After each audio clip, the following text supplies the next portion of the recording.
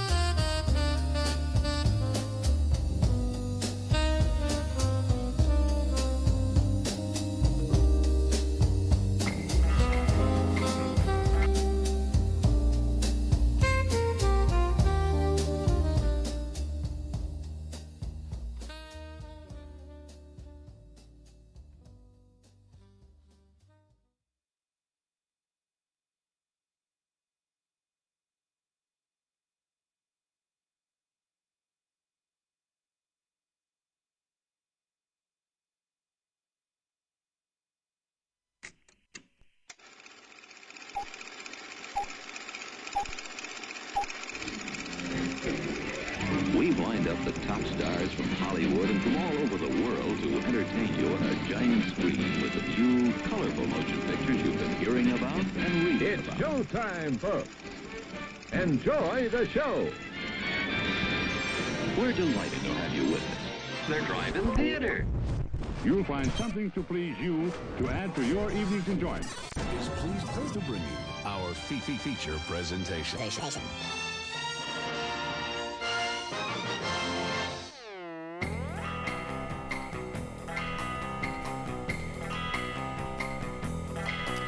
Good evening, everyone. What's going on? We're back, ladies and gentlemen. We are back in the studio.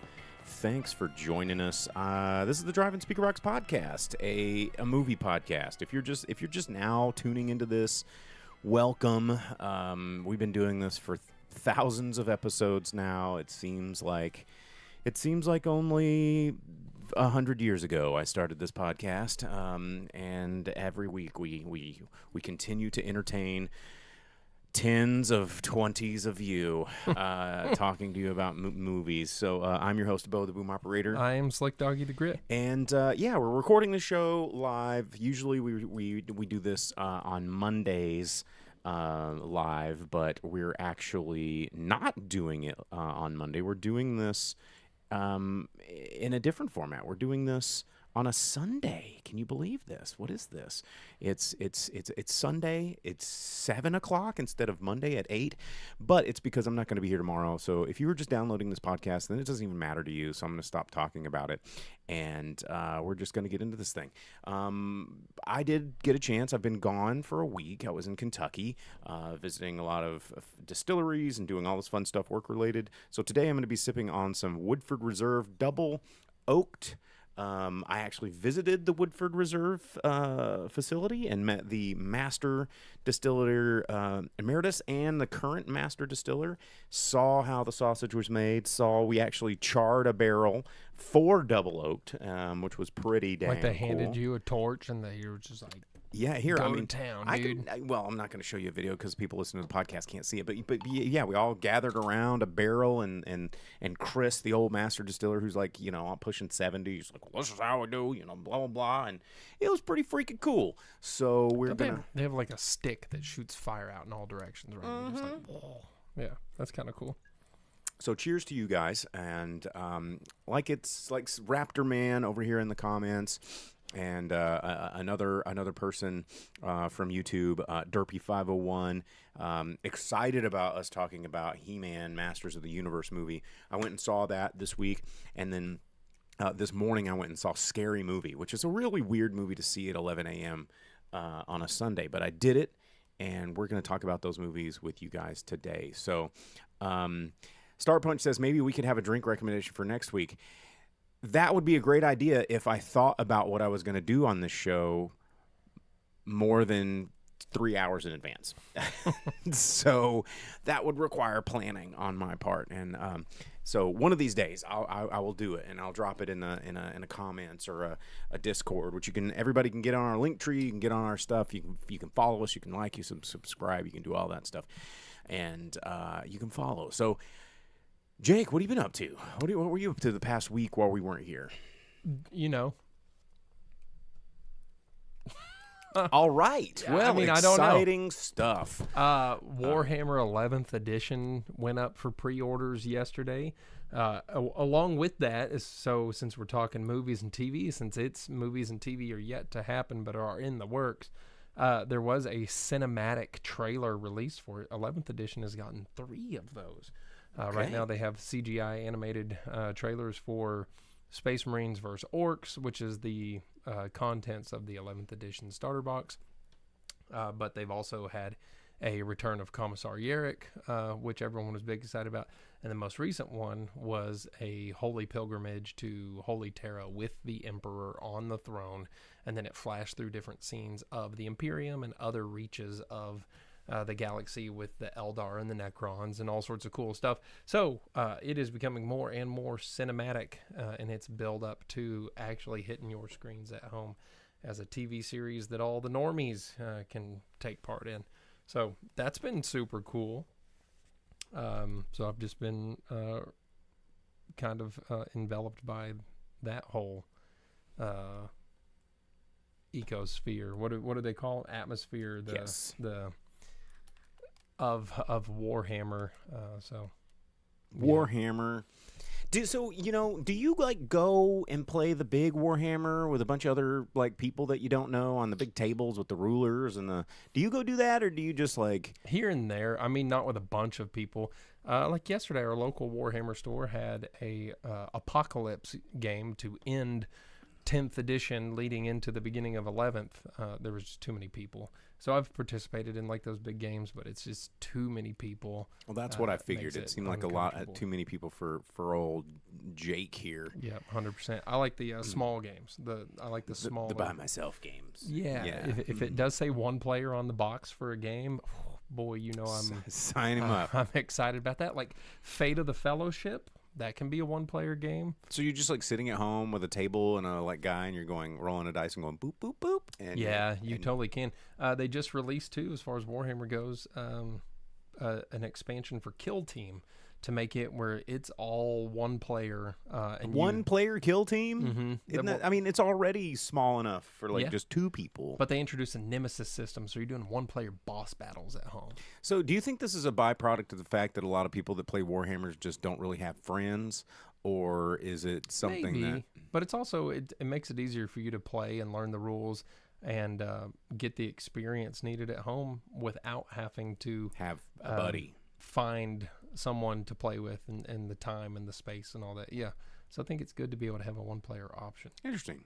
Yeah. That's interesting. I mean, because when I was a kid and I got Hero Quest, obviously that game, and had all the minis, and I was super enthralled by the minis, but I never had anybody to play with. See, I got Hero Quest sitting at home. Mm-hmm. Same thing. I got all this Hero Quest and no time or friends to play with. I know. Because Hero Quest requires at least two people, because someone's running the game and someone's playing the game. Yeah. And it's more fun with three. That's true. So you have more than one. I did end up in like college managing to play a few games of Hero Quest, and it was pretty fun. That's like I always want to play Talisman, and I can never talk anyone into playing Talisman. Talisman's another story, because it's like Monopoly on crack, because you're just gonna like run around that board 700 times. Maybe, but the new edition does have an expansion where it makes it one player. Always be the troll. I mean, he's the biggest mini on the board. And he heals constantly. And if you get up to the top and you're rolling those dice, and it's the 1 point of damage every turn, you're fine. Unless you get toted. Well, you're not gonna get toted, dude. You could get toted though. But yeah, you can do it one player too. So that's what I'm up to. Living a life of someone excited about one-player board games. Well, speaking of exciting things for people that play one-player board games, Master of the Universe movie, we're going to be talking about that later in the show, as well as Scary Movie. I went and saw both of those. It's funny that the two new movies in theaters right now are a property that's 20 years old and a property that's 40 years old, and we're trying to get a new audience out of these properties. But we're going to be talking about what I thought about these movies here in just a moment. But let's first jump into the news. Jake, what do we got over on the news side of things? Oh man, since we're on our normal off day, I was kind of still looking a little bit, but Clint Eastwood officially retired. Even more than the retirement that he was doing. Which is about a decade too late. Yeah, he's only 96 years old. So, but he's done. Did I talk about watching Backrooms? No. I watched Backrooms as well. I watched that last week, so I guess we didn't do a show. Backrooms was tight. I loved it. Well, going into the news after the whole Clint Eastwood retirement, Backrooms is out there effing hard, man. There's lots of people that really like it. There's a few small people that were the hipsters of the Backrooms were like, I remember when it was a creepypasta video that only I knew about before it became a video game. And then, there's the people who are like, wow, it's a video game and I don't know about the movie. But then there's everyone else that did know the creepypasta and did know the video game. And they're like, yeah, that looks exactly like it.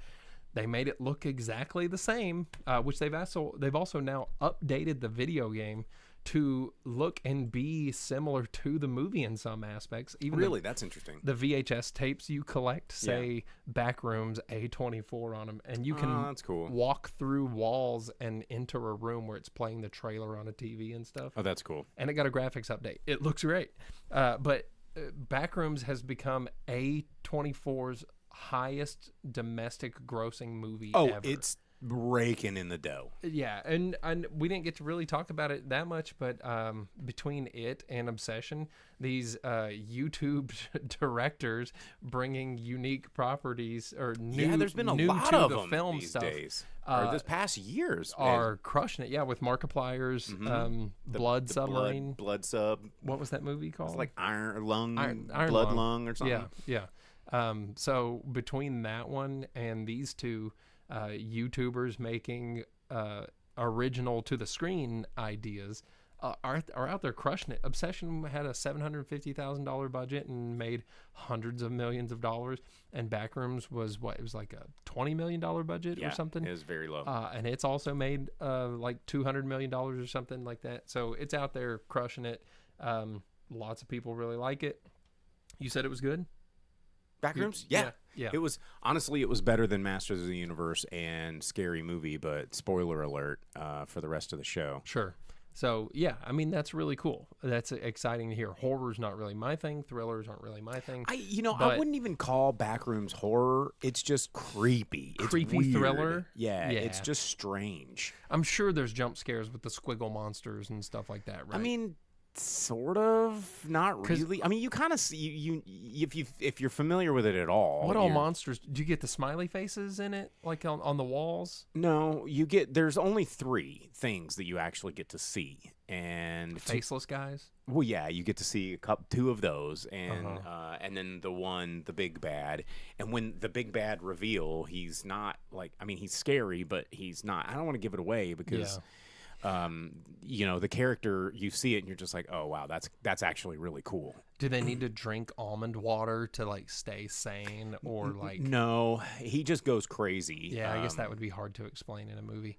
How they figure out that an almond water, what is almond water? Well, and Mark Duplass's character only comes in at the end, and he's just kind of like a scientist that's been studying this, and like he's just like, oh my god, tell me what you know, and he's only there at the end, which kind of opens up the world of like other people know that this exists and they're trying to study it and figuring it out and all this kind of stuff. Oh yeah, because maybe it connects like different points in the world or something. Exactly.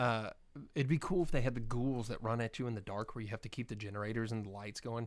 You have to hit them with their flashlights to make them run away. It's got the nods that you Backrooms want. has lots of creepy stuff in the game. It does. I know that the YouTube had like the squiggle guy and stuff like that they had to run and hide from and all that. But yeah, so anyhow, that's really cool that maybe people are going to be like, oh, new ideas can exist and they can make money. It is like funny they though, because used to. when I left the theater, though, there was a lot of people that were like, "What the hell did I just watch? Like, what is this?" I think that's the idea, right? And then this one dad who was with his teenage kids, he was like, "What's the last time I come to the movies would let you guys pick?" And he was pretty pissed off about it. But the movie Backrooms is pretty good. I think I might actually do a Backrooms booth at Nightmare on Block Street this nice. year, because Yeah, I think it'd be easy and it'd be pretty cool. Yeah, find an old office that's just closing. Well, talking about things that aren't really all that new and unique, and that people are probably going to be very tired and burned out on soon. Dude, Superman, James Gunn's out there on X. These trailers. Tweet. Yeah, not only do we just get more and more and more and more trailers for Supergirl, dude, we don't want them. No. We've seen enough. Don't care. Jason Momoa is not Lobo. He's Jason Momoa with a Lobo filter on. Yep. And Snapchat Lobo. yeah, Snapchat Lobo. And the Supergirl, the whole thing is so stupid, of her being like, my city was taken and all I got's my dog, so I fly to planets where I won't have powers to get drunk but still maintain my powers. The whole thing is stupid. I don't like it. But James Gunn's out there putting out photos for Superman because he's like, hey guys, I know you're not really all excited about Supergirl, and that we've kind But Superman's in it for a second. We've killed all the goodwill for it, and we've only had to reshoot the ending of it 30 times and re-edit that thing so many times, and we're still actually in the middle of it. So to make you guys maybe like it. So since you're not going to like it, maybe you'll stick with me for the next Superman. So here's all these pictures of the next Superman coming out. And you get to see like Lex Luthor in his Krypton The suit. yeah, kryptonite powered super suit, and the Superman and him clashing and all that.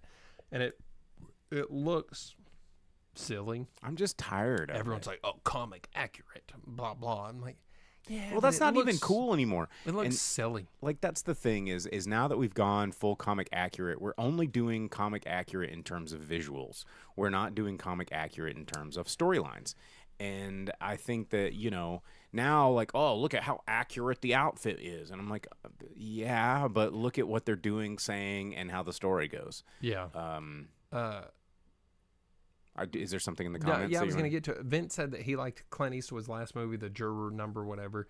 That was a pretty good movie where the guy on the jury, spoiler for the first 5 seconds of the movie, is the guy that killed the person.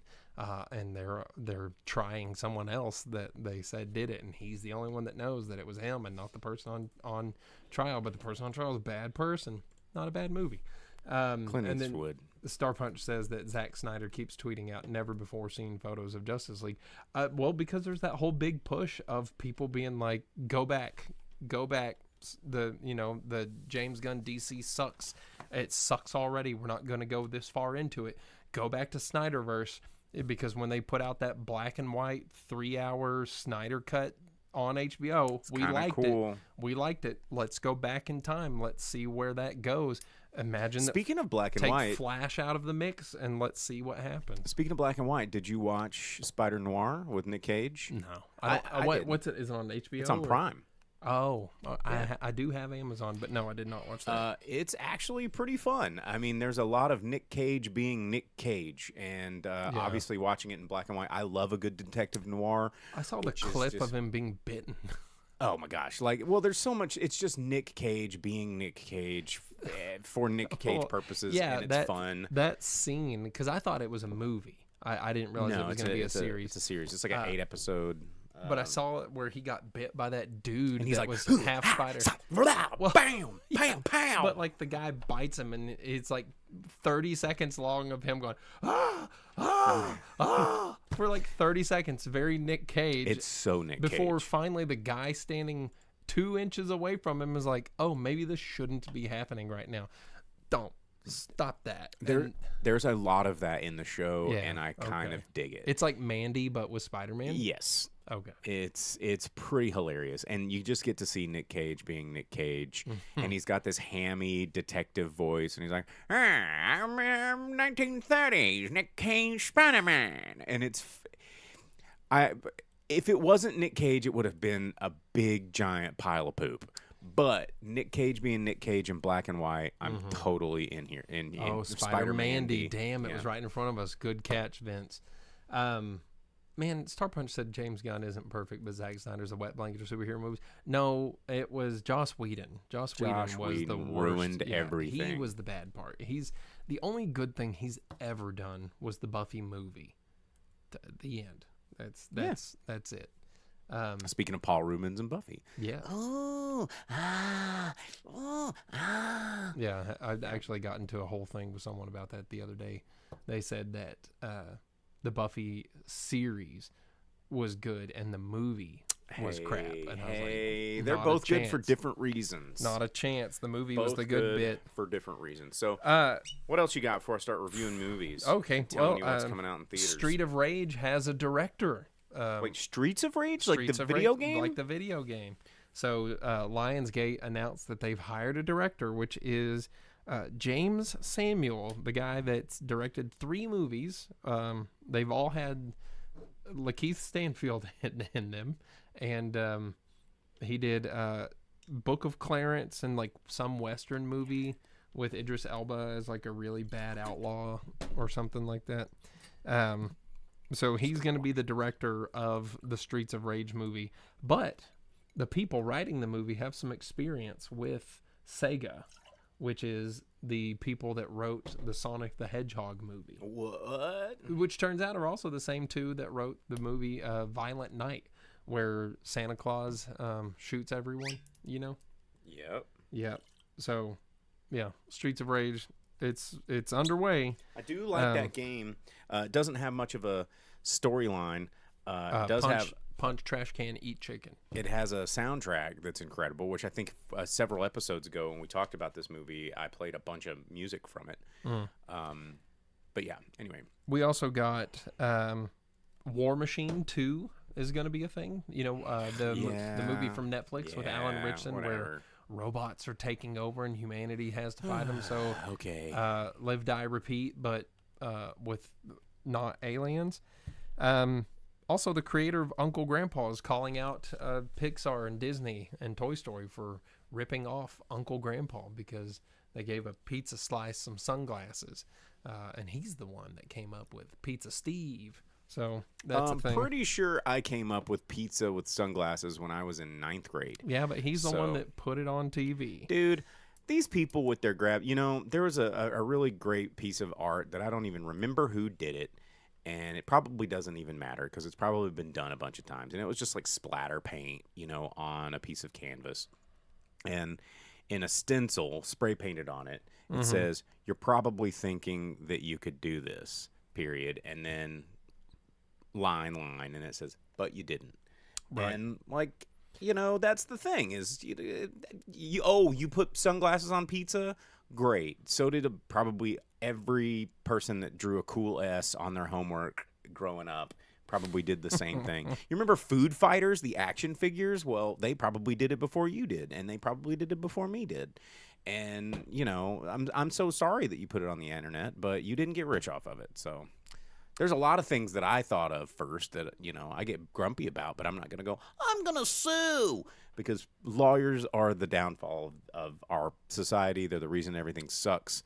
And the more we do that, the more everything just sucks. Yeah, but I mean, whatever.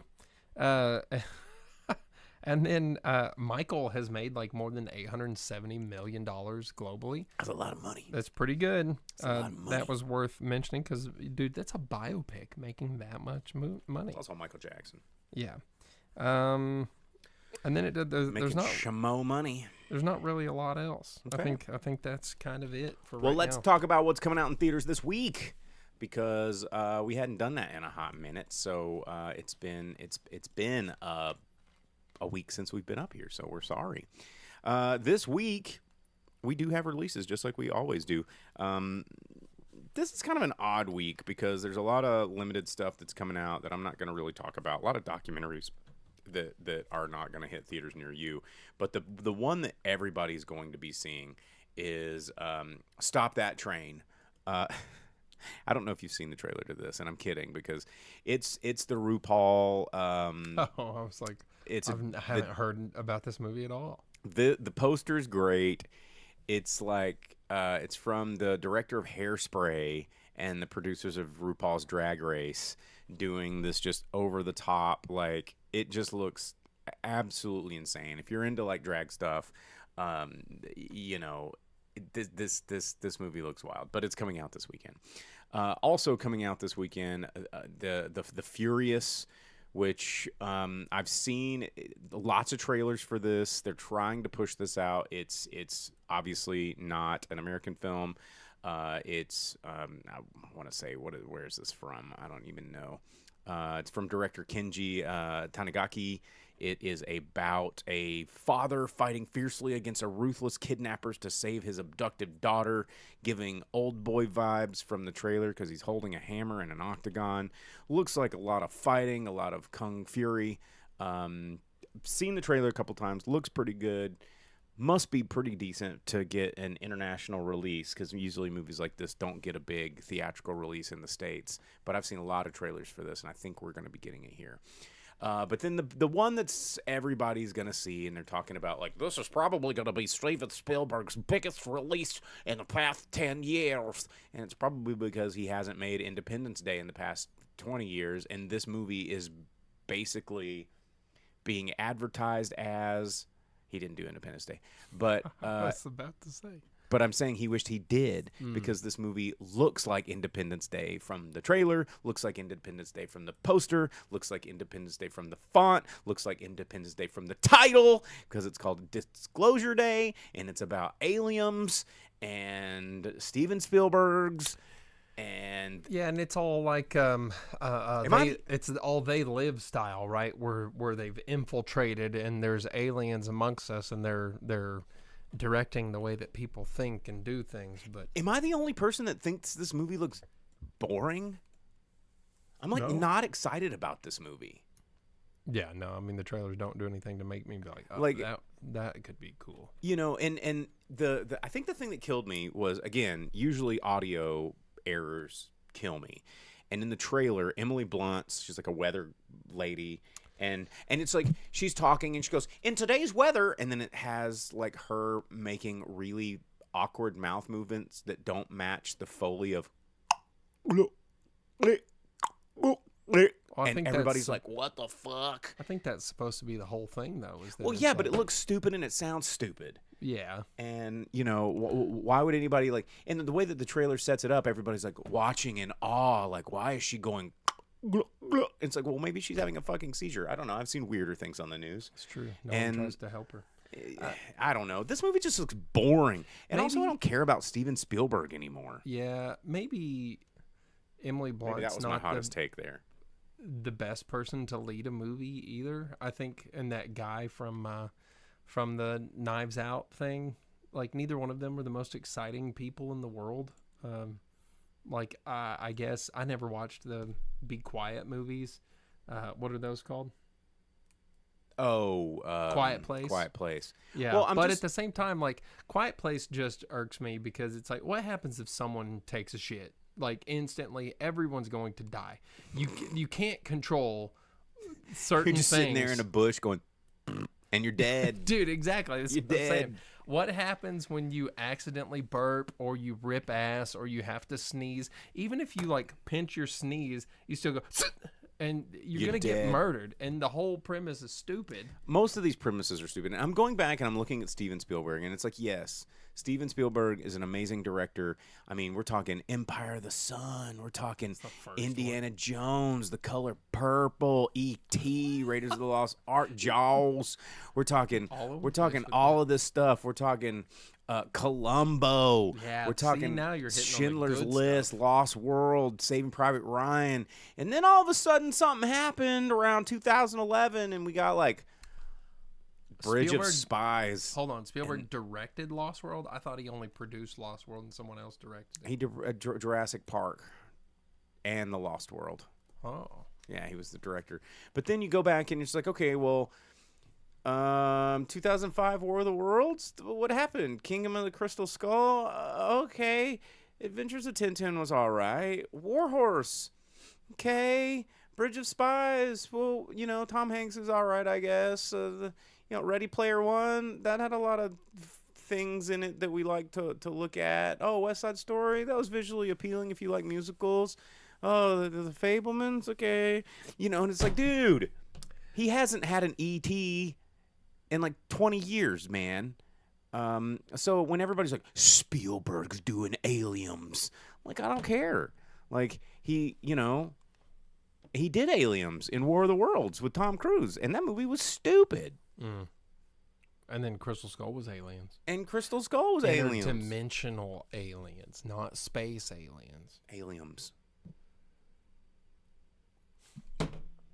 Aliens. For those of you that are listening audio only, I'm doing the History Channel guy. Ancient aliens. Ancient guy. Aliens. But yeah, man, I mean, like Steven Spielberg, like, you know, sometimes directors, it's kind of how I feel about the new Ridley Scott movie with the what's called like the dog people, the dog farmers or the dog gremlins or whatever. It's got Jacob Elordi and a dog in a post-apocalyptic world, and everybody's like, "Oh, that'll be fucking sexy." And he's going through, and then like Josh Brolin's there, and he's like, "Oh, the apocalypse, we shoot guys in the face." And you've not seen the trailer? No, I haven't. You remember when Josh Brolin was like, if Dune doesn't get the friggin' Academy Award or whatever, then I'm done. And it didn't get one. He's like, well, hey now, Listen, Well, hey. I'll probably still do a movie here and there. Hey, now these checks keep rolling in, and I'll keep doing them. I am sad that TV show that he did, like that was like Holes Grown Up, on Amazon Prime. I'm sad that it got canceled. Did you not watch it? It was called like the cattle guy, Pits. Cattle Holes. No, Yeah. no, I didn't. Dog Stars. All right, thank you, Vince, for that one.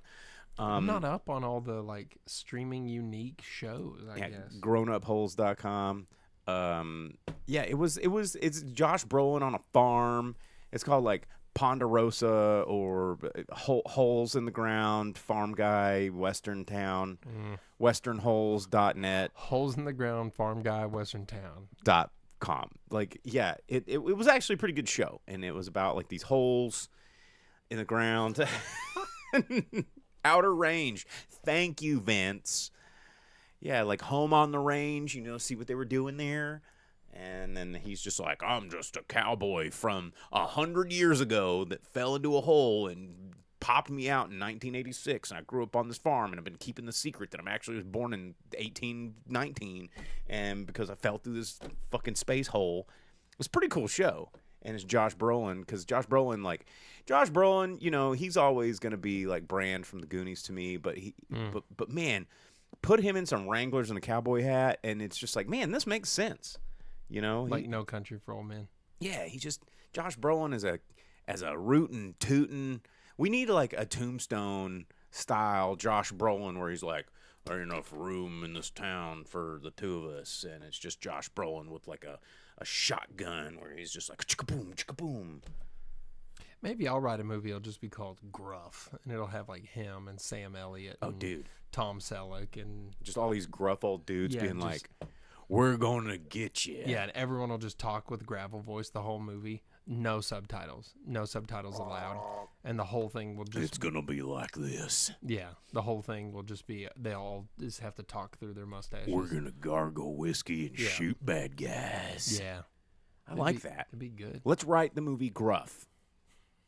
It's going to be produced by Claude Studios, and I'm pretty sure Star Punch over on Twitch is probably already working on the screenplay now with Chat GPT. So yeah, and we're gonna pitch this, and then that's where Academy Award nominated films comes. Like that's our big break is gonna be the movie Gruff. And it'll be like Bob Odenkirk will be like the little wisecracker, but also he'll be the one with the pistols. Like, pew, pew. There's always the one with the pistols, but they're all old, right? They all have to be old. Yeah, but can Odenkirk get gruff enough? Is that the tagline? Can you get gruff enough? Now, since you Gruff enough. since we're talking Gruff enough. Yeah. That'd Talk be good. about gruff enough. yeah, okay, that'd be good. Okay. But talking him and Nobody and the Old West, old Christopher Lloyd is pretty gruff anymore. He is in Just in throw a prospector beard on him or something like that. He'd be like, "Ha, we're gonna ha." yeah, It just shoots you. I'd have him be Reverend Jim in the Old West. Okay, yeah, I can see that. Reverend Jim in the Old West. I can see that. Anyway, all right. Well, that movie's coming out this weekend, and you can see Steven Spielberg. You can see Emily Blunt go. You remember that movie with Charlie Sheen, where they were terraforming the planet? There was two names. Oh my God! There was another movie that was called the same thing. Like and when Red Planet and something else came out at the same time. it was about aliens terraforming Earth. Oh, I don't And know about that. Charlie Sheen's in it, and he wears these cool glasses, and he's like monitoring, SETI, right? And he intercepts this this radio communication, The Arrival, not to be confused with Arrival, which is a different movie. Also a pretty good movie, but yeah, he's there, and then the aliens, like that's how they talk, like their knees click in backwards, and they go, and that's like, it's Emily Blunt. They're speaking the like that's how they talk. Maybe she should have a spoonful of sugar. It makes the aliens go down. Anyway, that's what's coming out in theaters this week. You can check it out. Let's review movies. What do you guys in the chat? What do you guys want to hear first? Scary Movie or Masters of the Universe? Yeah, throw it in the comments here. Or Pressure. Oh, you watched? You said you didn't watch a movie. I didn't watch any movie this week. I watched Pressure last week. I gave our Discord people like a little sentence and a half mini review thing. Okay, we're gonna do Masters of the Universe. We'll jump into this one. Yeah, He-Man. No, not He-Man. There's no He-Man to be seen or heard or mentioned. Yeah, I mean, they make a joke about He-Man in the name at the end. So they do. That's crazy. So, okay, here, I'm going to set this up. This movie is one part nostalgia bait, one part what the fuck are we going to do with a menagerie of characters that even in the original comics that came with the action figures and the TV show were wafer thin. Like the substance of these characters, Ram-Man, Buzz-Off, Fisto, Mechanic, Roboto, Man-at-Arms. Buzz-Off like is the big guy with the claw hands. He-Man, Skeletor, Moss-Man, Stink-Or. Like we're not, this isn't Othello, okay? This is we're selling 10-year-olds action figures, you know? And so when people get mad that they watch this movie and they go, I can't even believe that this is not just a work of art. And I go, yeah, but Skunkor was a character that smelled bad and you bought it and you sniffed him. Like that was his power, was he smelled like farts. And, you know, it's like, okay, the substance here is pretty thin already. And in this movie tries to do an interesting balancing act of making a movie that a bunch of people that have aged 30-something years and remember the toys probably like nostalgically and fondly, but probably haven't watched an episode of the cartoon and read a comic book like I did last week and realized, like, man, I was 10 years old. And, I mean, you know what's rad? This is rad. Prince Adam's Sky Sled was freaking rad. The toys were rad. Castle Grayskull was rad. Snake Mountain was rad. All of this stuff was absolutely rad when you didn't have internet and you're in the sandbox and you got these toys and their necks pop and they do these things and one smells like moss and one smells like farts and one sprays water and it's like, this is the coolest toys I've ever seen in my life. How do we turn this into a movie? You know? And this is where this movie falls apart. Is this movie had an impossible mission. How do you make anything of this serious? But it's had 40 years to work on that and no- several more serious And iterations. no matter what it could do, it's going to fail. The serious iteration on Amazon, it was like, oh, this is stupid. yeah. It's about women. No, it's And- because it started out okay, and then Kevin Smith he turned full Kevin Smith on. My point. And then they were like, well, let's do Dolph Lundgren on a movie. Like, wow, this is stupid. It takes place on Earth, and that's ridiculous. And that's not real. That's dumb. That's true. Earth should never come into it at all, ever. We've said that. And so in this movie, they're like, how do we do this? And they don't, by the way. They don't. Is this movie fun? It's fun. It's fun. Is this movie good? Absolutely not. This movie's a pile of shit. But dare I say, the best part of this movie is Jared Leto as Skeletor. No, hear me out. He absolutely crushes Skeletor. No, he does. If you can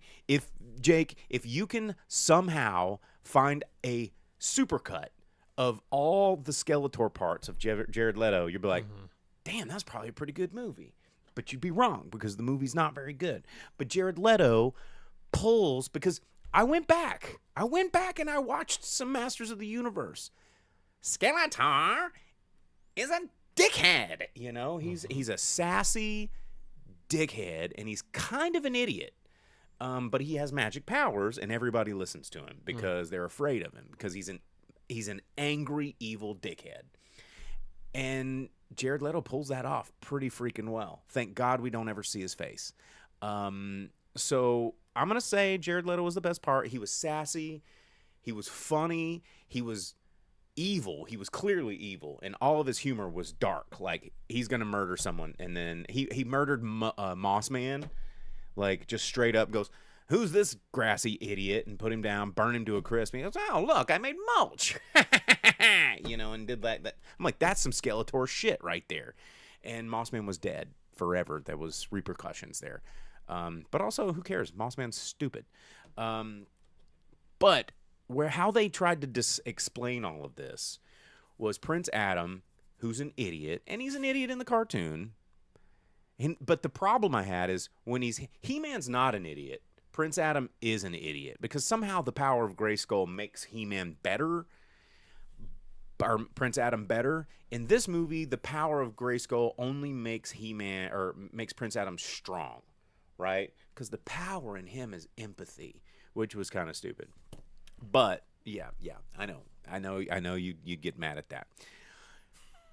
But what they did was all of the stupid names and all of the inside jokes are like, why are these people called Mechanic and Fisto and Ram Man, is when Prince Adam was like 9 or 10 years old and he gets whisked away to Earth because Skeletor comes in and like murks his dad and starts. So hold on, let me guess. Okay. He makes up the names for these guys on his own because he can't remember. Yes. Because he's a dumb child, and then he gets to that world. And he's like Fisto, and he's like, "What? My name's Steve." Yes. Fuck this movie. Well, and I agree with you on that one because the Fisto thing, they drove that joke into the ground. Yeah, I heard it. And every time they were just like, oh, fisting? Fisto fists guys? You fist guys real good, right? And he's like, oh, what are you talking about? Oh, that's a little awkward. And then at the end, he's like, yeah, I fist guys. I'm fisting guys real good. I'm fisting them. And then, like, Ram Man embraces the name Ram Man. And then Fisto's, like, fisting people and getting excited. He's like, yeah, I'm fisting them. And then he looks over at Ram Man and goes, give him head, Ram Man. And then Ram Man goes, what? And then, like, jumps into battle. And I'm like, that's the humor of this movie. So not trying to sell toys to kids. Give them, well, they already sold the toys to these kids. And now they're like, what else can we sell them? Oh, dick jokes and fisting jokes. Like, that's where the movie got off the rails. I will say Idris Elba's portrayal of Man-at-Arms was pretty cool. Is he Man-at-Arms or is he Idris Elba with a helmet on? I mean, I went back and watched the cartoon. He's both. Because Man-at-Arms is just a dude with a mustache going, I'll train you to be strong, Prince Adam. Bang, bang. Like, and that's about as deep as that character gets. Yeah, but he doesn't play a character, right? He's just Idris Elba with a helmet on. No. He plays a character. He's Tila's dad, and he has this sense of honor and duty to protect Eternia or whatever, and he fails. And then he turns into this just, like, drunk. And Tila's embarrassed about him because he's like, no, I failed. As a man, I failed. And so he's the same character they gave him in Thor. yeah. Oh, okay. And so he's like, I failed. I can't do this. And Tila's embarrassed about him. And then he kind of has this, like, redemption arc of coming back with Roboto, which I thought they did a pretty interesting job of updating Roboto's storyline, because Roboto had no storyline, because Roboto was a character that they go, we need an action figure that's a robot. And he goes, Man-at-Arms made it. The end. And it goes, I'm a robot. I mean, I have that comic. It's over there. That was as deep as that story goes. I will say that Kristen Wiig's voice, I didn't even know it was Kristen Wiig, but it was pretty good. That arc was good. Idris Elba's arc was the best. Skeletor and Idris Elba, Jared Leto and Elba. It's weird. Jared Leto and Idris Elba carried this movie. Yeah. And you know, the dude that played He-Man looked like it. He had the look.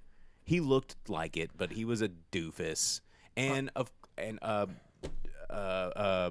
what's his face was in it.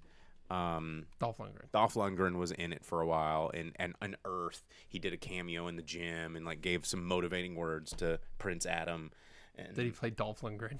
He was Dolph Lundgren just working out in a gym. Really? And He played himself? yeah, and Prince Adam was in the gym. He was like, oh, doing bad form, and Dolph Lundgren gives him a little bit of advice on like how to like stand up for yourself and be, whatever. But in the trailer, they show that the dude has like 4 foot wide shoulders already. Like, you're saying that he's in the They gym. tried to hide it with clothes, and then like when he transformed, his like shirt ripped off, and he was clearly like CGI skinny fat.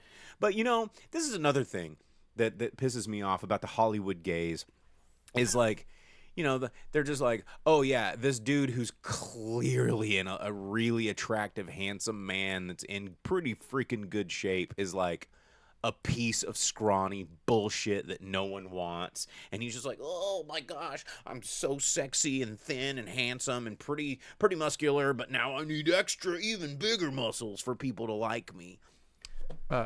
Vince, Four Non-Blondes does happen in the movie, and Yes. the little promotional clip they've been running with the Spider-Man meme between Yes. the actor That did not and happen in the Dolph movie. and the statue. No, that's the promotional material. But But Dolph was in it. the part in the movie where it happens. The end credits, where the interesting after credits, like Orko was in the mid credits, which was kind of fun because they ended it like an episode of the cartoon.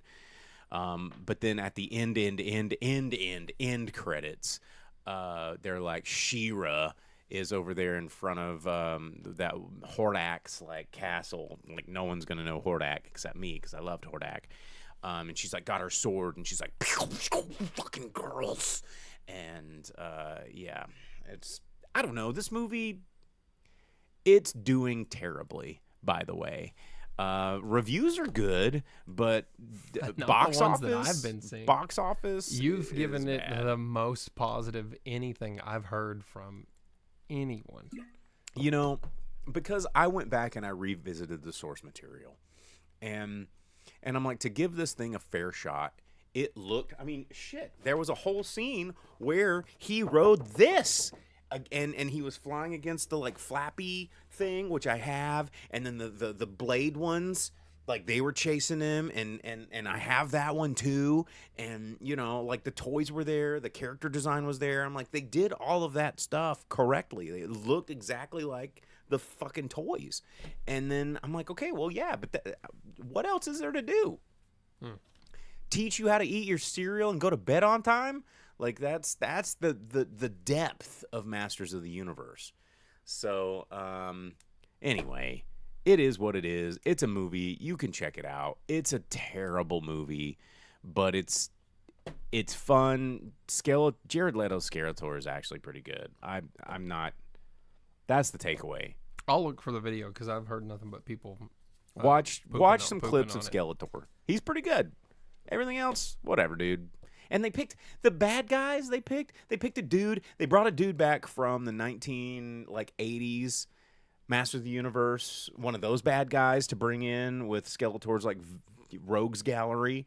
They brought in Spikor, which is kind of a weird pick. Trapjaw, Beastman, and then Trapjaw and Beastman are givens. Yeah. You have to. But Spikor was a kind of a deep cut, and then Ram Man, which I didn't expect because he looks like the Butcher from Diablo 1, but he was kind of a weird deep cut.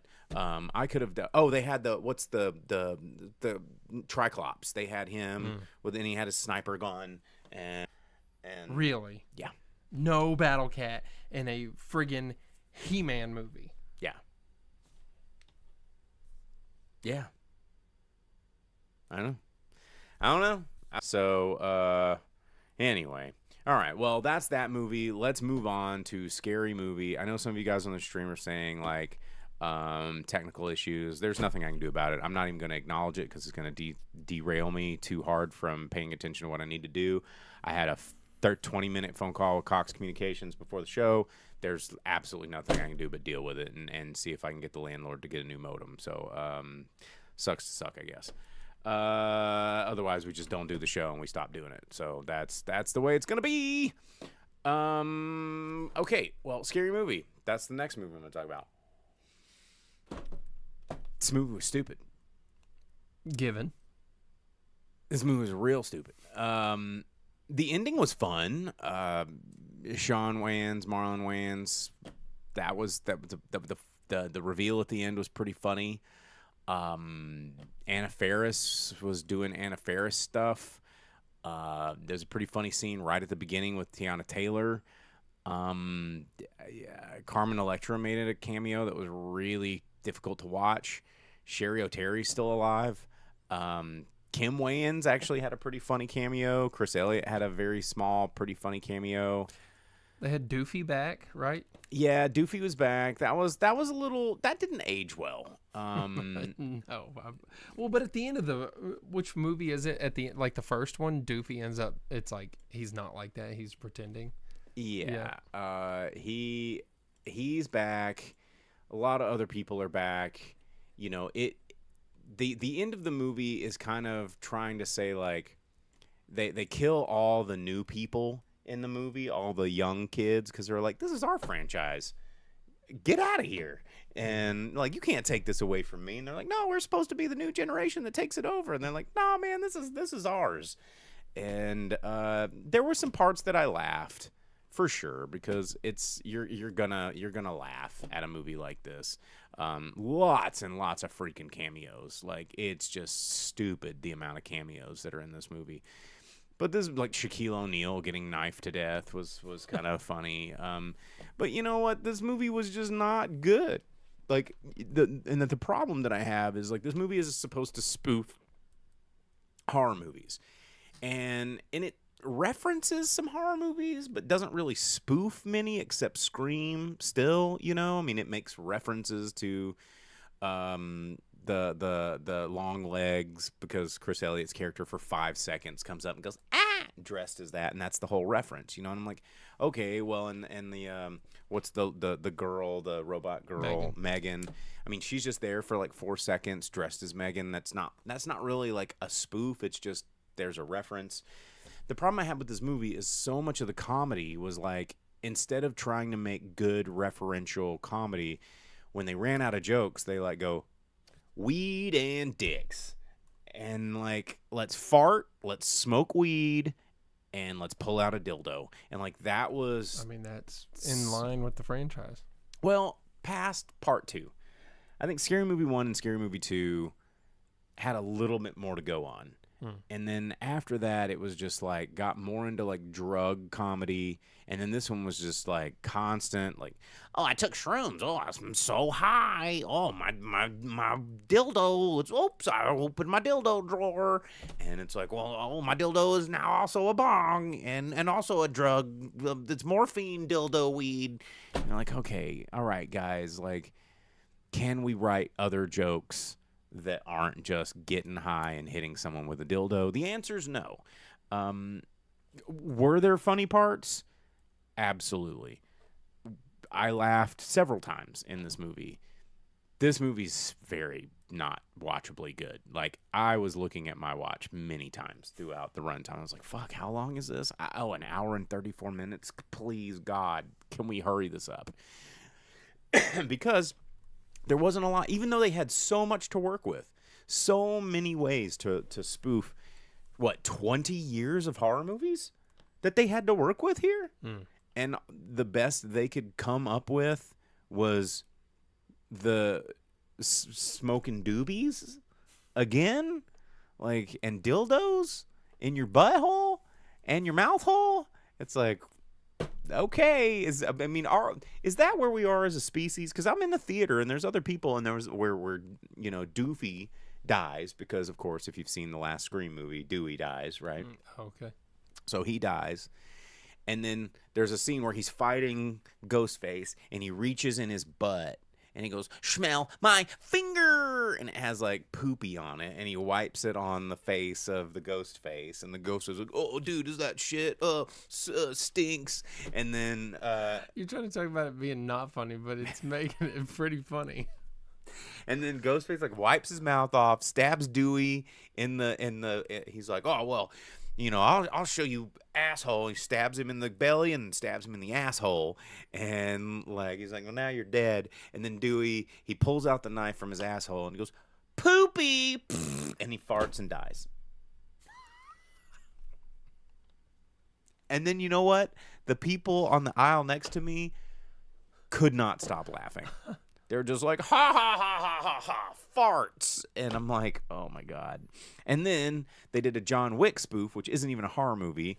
And old Anna Faris is like got her hair black, and she's pulling out guns out of the the trunk, and then of course she pulls out a dildo, and then Regina Hall's like, you got one that's bigger and black, and she goes, oh, wrong bag, and then pulls a gun out, of course. But then there's a whole dildo fight scene, just like Everything Everywhere All at Once, and then she a Ghostface falls like with his legs up, and she's like stabs him in the butthole with the dildo, and he's like, oh, and it's like, see, yeah, I guess you need to see this movie.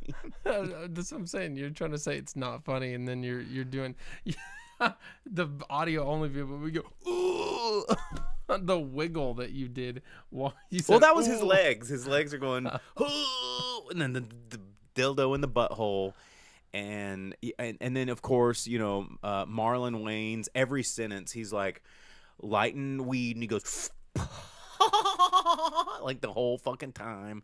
But I will say that the reveal at the end, the killer reveal, like the first 20 minutes and the last 20 minutes are actually pretty good. Everything in the middle is just like, get me out of this thing, man. Jake, you're going to love it. Yeah, Jake's going to love it. So yeah, if you're into that kind of stuff, have a blast. Sean Wayans was pretty funny. It was just a lot of gay jokes, where he was like, "Oh, I'm not gay anymore," but he was just like doing I'm not gay no more. Doing super gay stuff the whole time, and for a joke that kept getting repeated, that one kept staying funny because Sean Wayans is just, there's something about just his deadpan is really good. And Sean and Marlon Wayans are hilarious dudes. But this movie, man, like, God, I don't understand why this movie happened. So, Vince asked the Masters of the Universe first scary movie. Which one was? I didn't look at my watch as much in Masters of the Universe.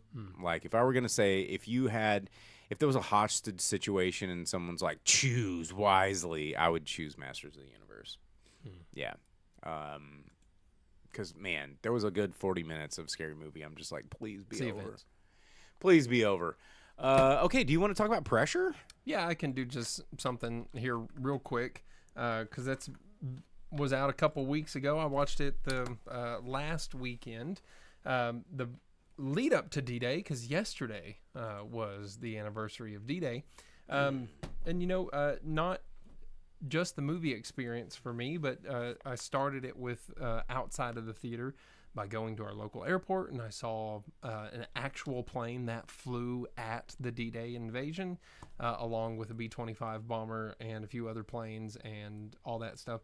So it was very cool to go immediately from looking at that in real life and experiencing that in real life, and then going and watching the movie, not about D-Day, but the plan and all the steps taken to ensure the success of it leading up to it.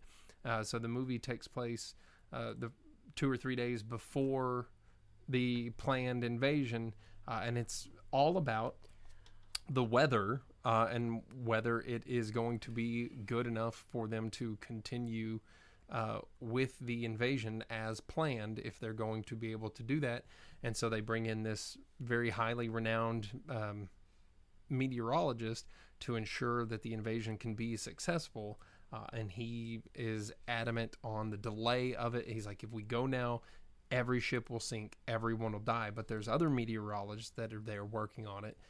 And they're like, no, history shows that it's going to be a great day. It had the same weather patterns leading up to this same thing, and it worked out fine. And he's like, yeah, but what about this day in history and stuff? So it's the pressure that this guy is under, but also the pressure in the atmosphere creating the storms. Whoa. And so they have to figure out if it's going to be something that they can carry forth, or if they're going to have to delay it to a point where, Hitler's going to be able to discover it and foil the plans for the invasion, and Europe will forever be ruled by the Third Reich, or if they're going to be able to liberate the free peoples of Europe and save the world or not. It's incredibly interesting. It's actually a really good movie, and it's a very human movie about the weather, because it's all about everyone trying their best to make sure that this can happen, despite the fact, and it's what they want versus what reality is, and everyone's under this incredible amount of pressure. Yeah, to make sure that it happens, because Britain is being bombed still every day, and if they don't take the shores of Normandy and make their way into Europe, then it may end up being lost forever, and all this stuff. So it's very interesting. It's a very well done movie. Some of the casting might not be perfect. Brendan Fraser is Eisenhower. There's times where he really looks like Ike. I don't know that he sounds like him, and I don't know that this is the best role that he's ever had in his career. But, it's not really about Eisenhower, even though it's advertised that way. It's about the meteorologist they bring in, and the meteorologist James Stagg. Yeah, Colonel Stagg. Live, local, late breaking. Yeah.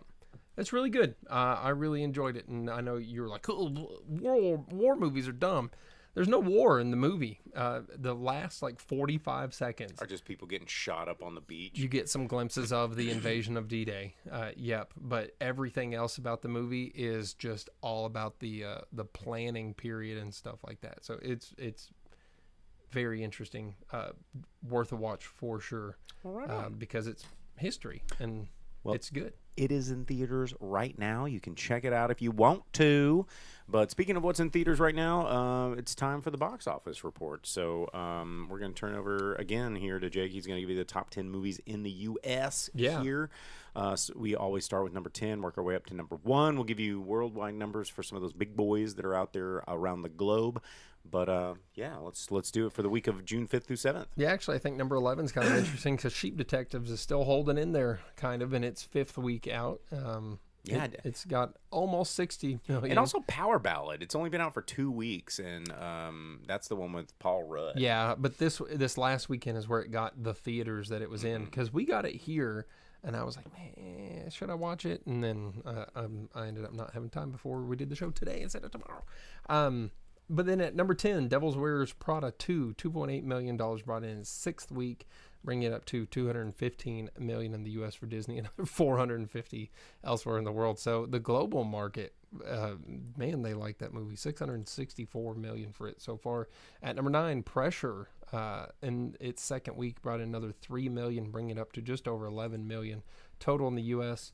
Not much else elsewhere yet. I don't know if it's been released. I don't know if it's been really released. And then at number 8, The Breadwinner. If you just got to see Nate Bargatze being a bad dad, 2nd week out from Sony, brought in $3.4 million, bringing it up to just under $14 million total. And then at number 7, Michael, 7th week out, brought in $7.7 million.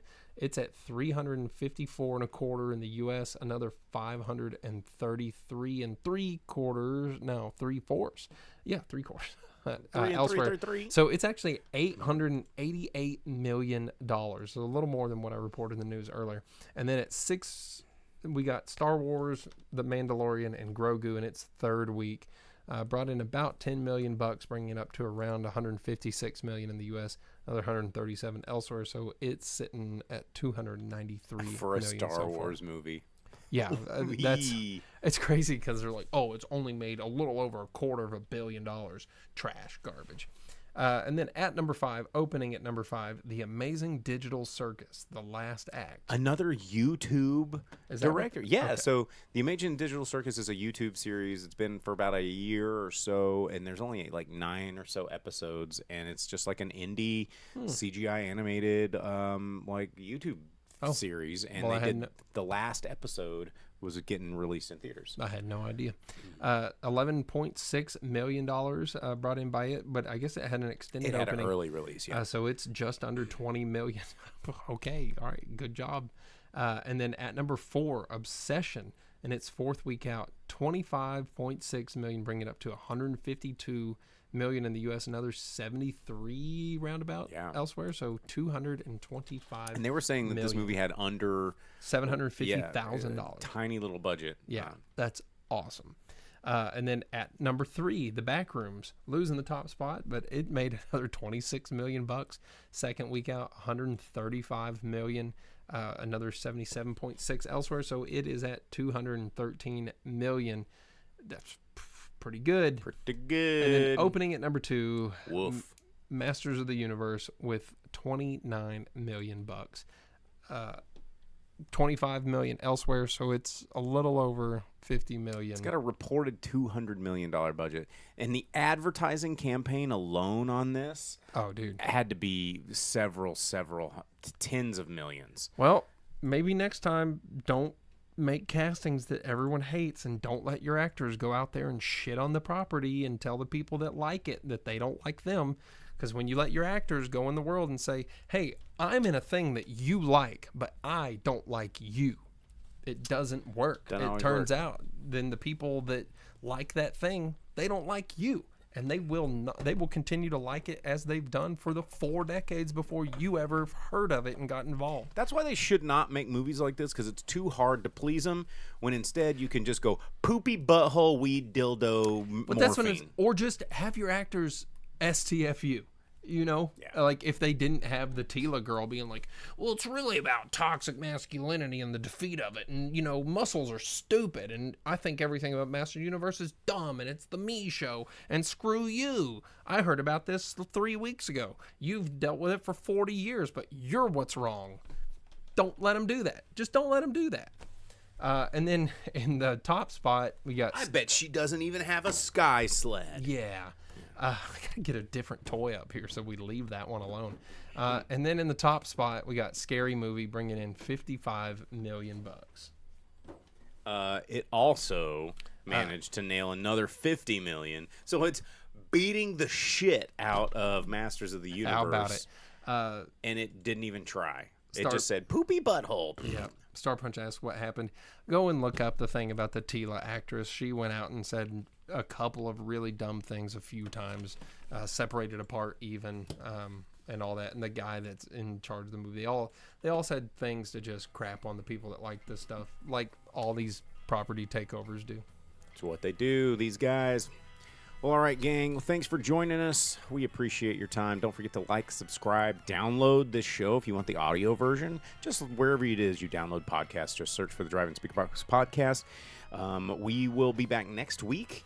I'm the reason we're recording this early is I'm heading to Brooklyn tomorrow. I'll be back Thursday with maybe some fun stories. We'll see some movies. We'll talk to you next week. Don't forget to jump in our Discord. All of our links are on our link tree at driveinspeakerbox.com. And, yeah. Is that all you got? That's all we got. We'll see you next time. I have the power.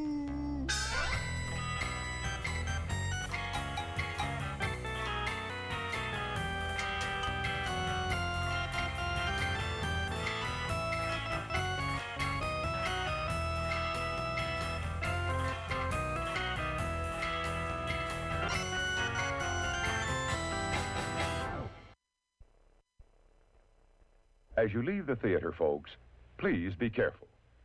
Don't let this happen to your car. Be sure to remove the speaker before you leave. If you should accidentally pull a speaker loose, please turn it in at our snack bar or box office. Thank you.